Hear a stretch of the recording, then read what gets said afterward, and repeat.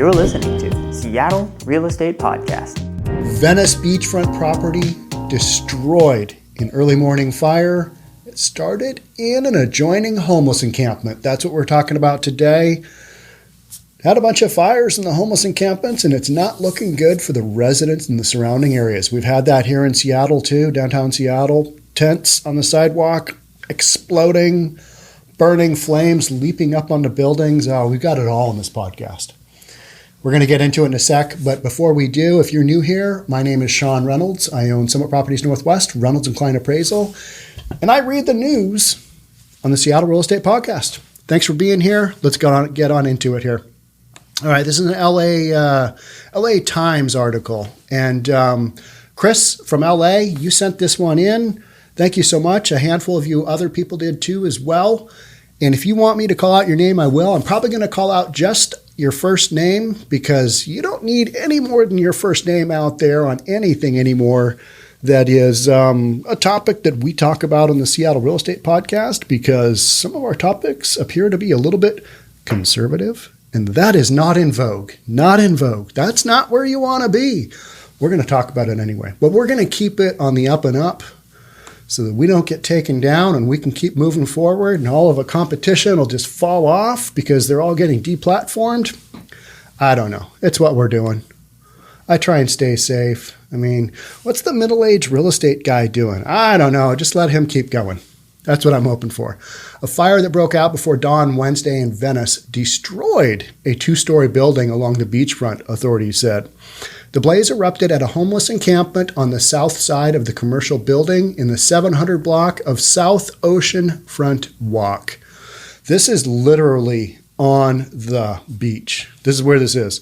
And I don't know if you've seen much in the media, but man, it is all over about the homeless encampments in Venice Beach. I mean, it is amazing.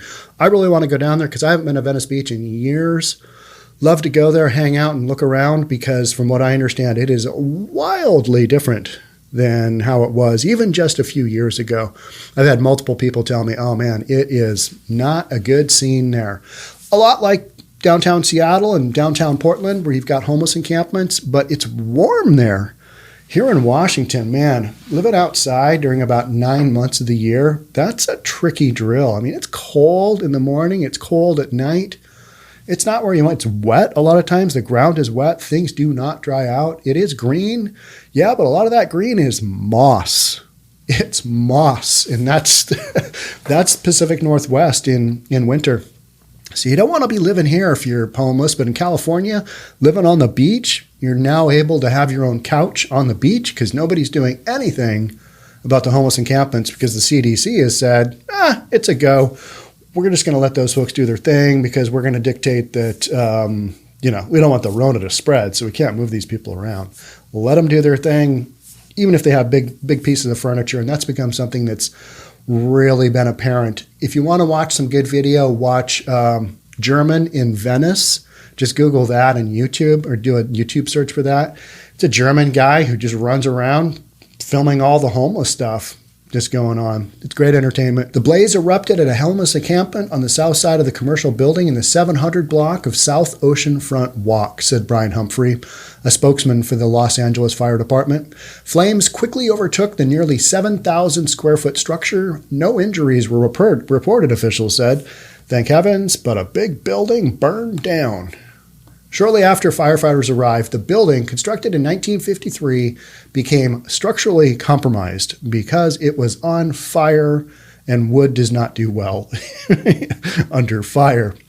It became structurally compromised, Humphrey said, adding, the roof came in, the walls were starting to shift.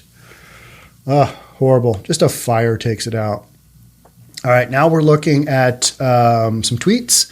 Isn't it interesting how a lot of articles now have tweets as their source of information? I mean, you got a video, you got a little photo, you got some information from somebody who may or may not be credible, depending on kind of what research you do on them. Let's see, this person is saying some real nonsense here. I got to sort through a lot of that stuff, but on these articles, I'm going to assume that the Los Angeles Times, a major reputable news source, has good information, and they do. It's from the Los Angeles Fire Department. They're basically saying hashtag oceanfront fire, got a big, huge fire.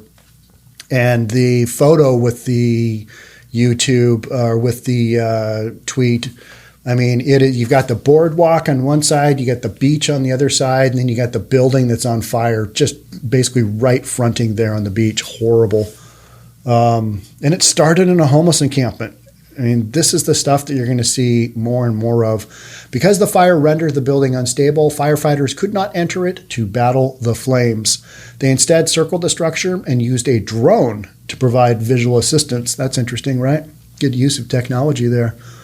Wonder if they used a Phantom 4 or maybe one of the Mini 2s. Interesting, huh? The blaze briefly threatened a pair of adjacent properties, including a 2-story apartment complex, Humphrey said. Firefighters knocked on residents' doors to make sure they were awake, and several came out to watch as 116 firefighters battled the blaze. I bet they did come out to watch. I mean, if there's a major fire of a 7,000 square foot building going on in my neighborhood, I'm going to be on the public street watching to make sure that bad boy doesn't have flames leaping over to the neighbors, catching something else on fire, and eventually burning my house down. Not where you want to be. So 116 firefighters. That's a blaze, right? It took just under 2.5 hours to knock the fire down. It's believed that the structure now destroyed was vacant when the fire began, okay? Doesn't make it any better. It's not an excuse for, it's okay. It was a vacant building. Could have been in between leases. Who knows? But whenever I see vacant, I think, not good. Because this is the kind of stuff that happens when you've either got a home or a commercial structure that's vacant. People realize, there's nobody in there. You know, stuff goes on around it, in and around it at times that is not good. And with the amount of homeless people running around, I mean, you just don't know what people are going to do.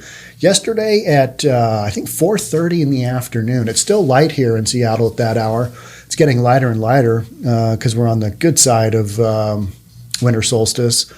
But yesterday at like 4:30 in the afternoon, random person in downtown Seattle on 3rd Avenue got stabbed by another person. So you got just random stuff going on, including fire, because these homeless encampments have so much stuff. And guess what? If you're living in a tent, pretty hard to manage some of your stuff. And if you've got anything with a flame in there, like, say, a lighter that you're using to smoke something, could be anything, don't know. Maybe you've got a lighter in there to start your little camp stove. A lot of them have that. And then these are nylon tents for the most part. Doesn't take a lot to set them on fire. They go up in flames. Whatever is inside of them, they can explode and go elsewhere. A couple of years ago, and Chris from LA, who sent me this storyline, along with a bunch of other people, reminded me that there was a big, big fire in Bel Air a few years ago. Took out a bunch of houses, I think. I can't quite remember how that went. But what they always do is they always focus on, all these great houses happened with this fire. And then at the very end, they're like, and it was probably started by a homeless encampment. That's what they do. It's a byline in the very end of the story, whereas it should be, hey, homeless encampment caused all this damage because we've got people living in conditions that they shouldn't be, not legally, and the city is doing nothing about it. And this is some of the impact that's ongoing that you're going to see repeatedly, and that's why people aren't going to want to be in these areas. Venice Beach. Watching a video the other day. What was it on? It was a gal who's on the city council in Venice, I think it was, and she was talking about the crime stats and everything else and how much of it's basically just drug addiction, and you've got drug dealers living in tents on Venice Beach, on the boardwalk. I mean, what an easy way to hop in and out of your tent. Hey, it just looks like a homeless guy. Oh, it's a drug dealer. We're just going to all let it go. So you got these crazy situations where big, huge fire happens. And in Bel Air, it took out a bunch of homes, right? Prince of Bel Air, Will Smith. I mean, that was a good start for that guy. That was a great show, too. An investigation launched to determine the cause of the fire is a top priority because of the size of the fire and the destruction it caused, Humphrey said. It's one of the largest blazes the department has encountered in several days, he added. When I read this, I was kind of thinking, he's going to say it's encountered in several days. So LA, just things burning up. Obviously, they don't get as much rain down there. Things are dry. You've got fires. But big fire here in Venice Beach, and it is directly attributed to homeless encampment. And we've got that going on in Seattle. And I just talked to one of my buddies, actually one of my Summit brokers, had a conversation this morning, and we've got Denny Park that I did a video on within the last month or so, and it's basically been overrun with homeless encampment. And my Summit broker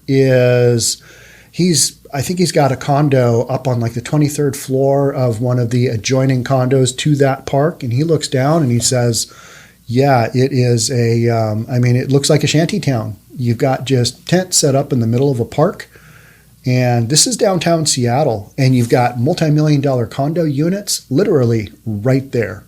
So the deal is that if you're in a condo building that has secured entrance, you're okay. Once you get into your building, you're okay. I mean, you might get physically assaulted on your way to your building, but that's the risk you take, being in a downtown core area, right? I mean, you might get stabbed, you might get shot. Shootings are just willy-nilly. Somebody comes from the homeless encampment that has mental issues or is super high on whatever drug, they are not making good decisions. And that's a lot of what we're seeing. And they're not making good decisions with their fire prevention protocol, because that is not high on the priority list of things to do that day. Usually it is steal something, take money, go buy drugs. Maybe get some food, defend your shelter, your tent from fellow human beings who are also living on the street who want to steal your stuff to get said drugs. Just that whole thing. I mean, everybody kind of knows that's the deal, but everybody wants to ignore it and just pretend, this is all okay. I mean, we're doing the best we can for the people on the streets. We're letting them, hunker down and isolate in place. And in the meantime, everybody else in Venice, all the tax-paying citizens are like, what is going on here? This is wildly out of control. It's just what's happening. And it's political leadership is saying, yep, we're okay with this.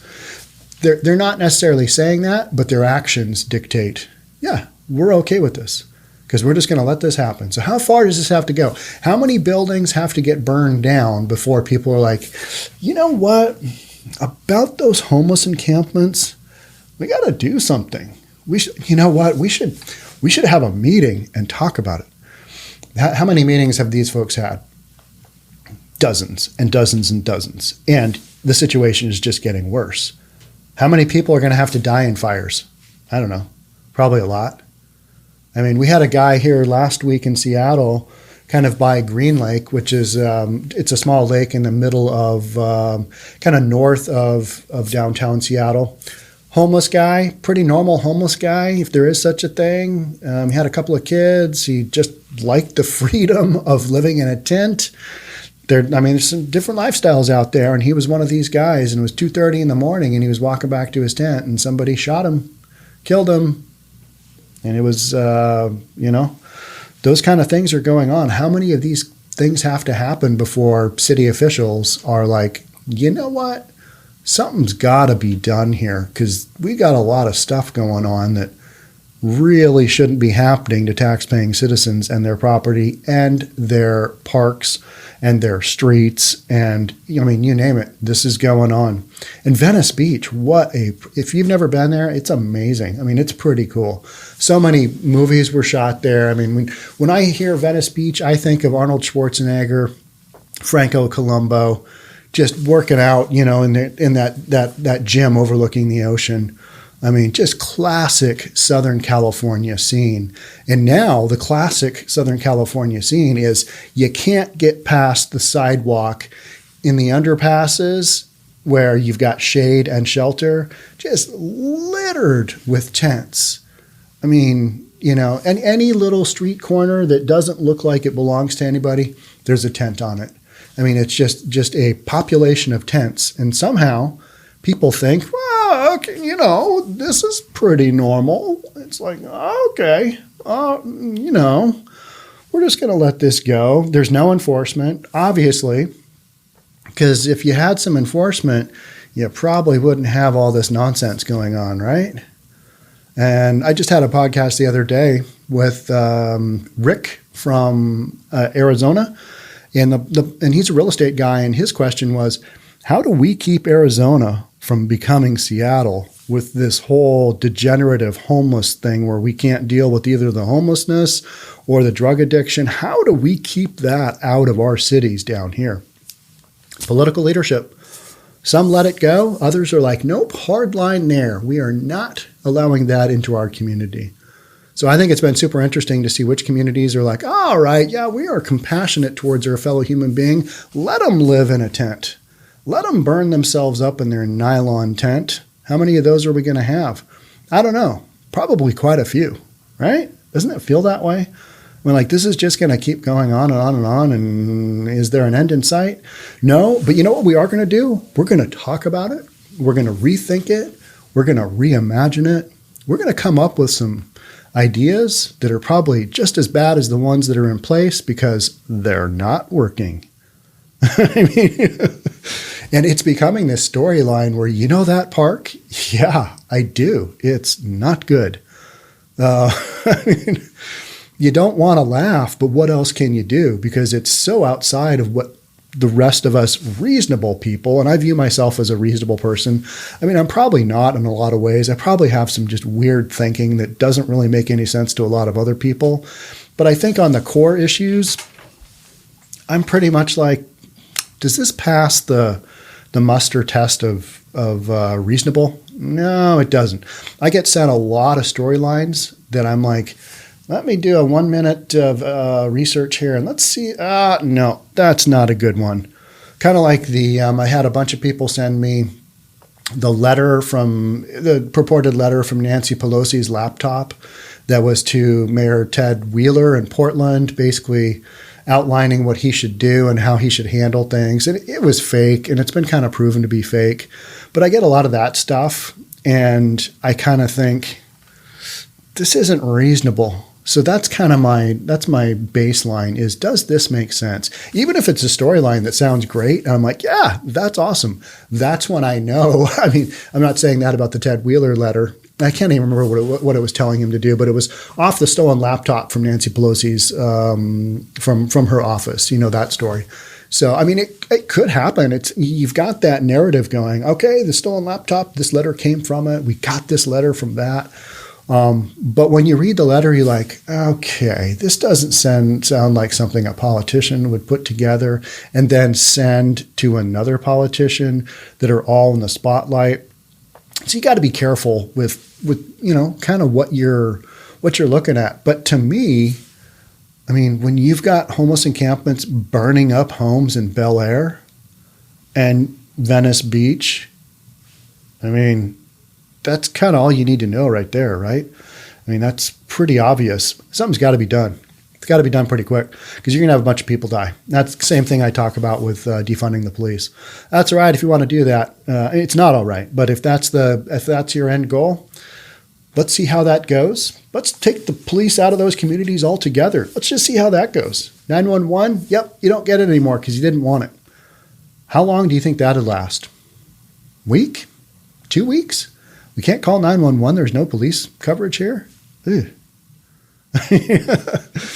That's what people are thinking. Abolish the police. Oh, but when we're talking about defunding the police, we're not talking about abolishing. We're talking about rethinking and reimagining. All right, whatever. Okay, so got to have something done. The homeless encampments abutting up to commercial property and or expensive homes in Bel Air and or anywhere else. Because that's the role of government, is to regulate this stuff. That's why we pay the taxes, to have this stuff taken care of. It's not being taken care of. It's an issue. And as this stuff keeps going, I'm going to talk about it right here on the Seattle Real Estate Podcast. Even though I'm in Seattle, I'm going to talk about this stuff just willy-nilly. Venice Beach? Yeah, you bet. Why not? I really want to go down there and not hang out on Venice Beach, but take some video. But then I was kind of thinking through it. If I did that, would I just be driving around in my car, kind of, hunched down in the seat, GoPro out the window going, God, I hope somebody doesn't accost me in my rental car from Budget. That wouldn't be good, right? Budget fast break. It's the way to go on Maui, by the way. All right, so that's it for me on this one. Thanks for being here. Thanks for subscribing. Thanks for downloading on the podcast platform. I'll catch up with you guys in the next one. Bye for now.